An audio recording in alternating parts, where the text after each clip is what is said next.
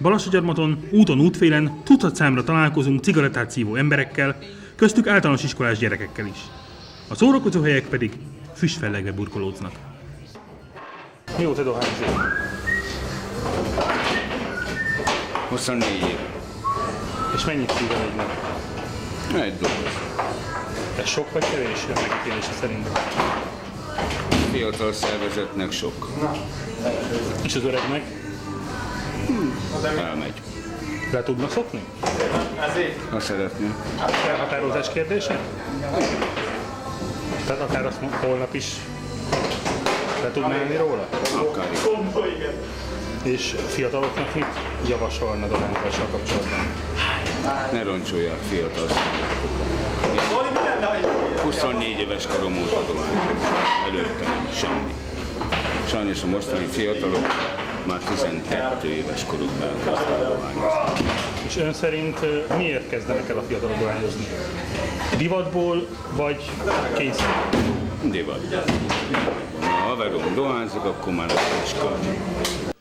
Szerencsére mind többen akadnak olyanok, akik ha ki is próbálták a cigit, egész életükre megutálták a dohányzást. De a társaik között kénytelenek megtűrni a füstölőket. Régebben dohányoztam, de az is csak azért volt, mert elkezdtem vezetni, és az ideges voltam is. Ezért néha rágyújtottam. Sokat ismerek olyat, akik dohányoznak társaságban. És ők szerinted miért dohányoznak? Nem tudom, lehet, hogy a társaságuk volt olyan, hogy rászokjanak, vagy talán az idegesség. Az orvosok is egyre több esetben találkoznak krónikus, a dohányzás hatásaira visszavezethető betegség tüneteivel. Gyarmaton sincs kevesebb ilyen jellegű megbetegedés, mint az országos átlag. Az ezekkel kapcsolatos tennivalóknak a fölvállalása az az utóbbi 1-2 hónapban indult meg tulajdonképpen a tüdőgondozókon belül, a tüdőgyógyintézeten belül, és hát a szabad azt mondani, ugye ezeknek a részletes kivizsgálása a tüdőgondozói aszmaambulanciákon történt légzésfunkciós vizsgálatokkal megállapítható válik, hogy ez az úgynevezett idült betegségük, amelyik elsősorban a hörghuruton alapszik, másodszorban a kívüljövő fertőzések ráfertőzése révén ezeknek a kiújulásán, de a dohányzás megkezdése pillanatától már rombolta az illető a légzőrendszerét. Sajnos sokan csak későn fordulnak panaszaikkal a szakemberekhez.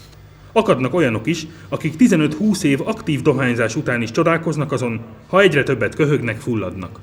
Az utóbbi évtizedekben derült ki, hogy az idült hörghurutú betegeknek a majdnem 100%-a dohányos.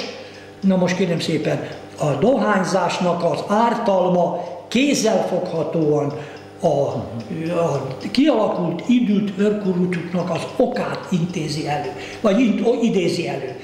Természetesen mindenre van megoldás. A fejlődő orvostudománynak köszönhetően hatékony terápiákat alkalmaznak a leszoktatásra, de a legolcsóbb módszer mindenképpen a megelőzés. Nagyon fontos a dohányzás világnapja alkalmával beszélni, hogy olyan fő feladata van minden orvosnak, minden egészségügyi dolgozónak, de ha szabad azt mondanom, itt a pedagógiát is belevéve, a szülőket is belevéve, hogy a dohányzás megelőzését a szinte gyerekkorba kell elkezdeni. Vigyázó szemünket tehát ne a dobozokból kikandikáló szálakra vessük, hanem a feliratra: a dohányzás káros az egészségre.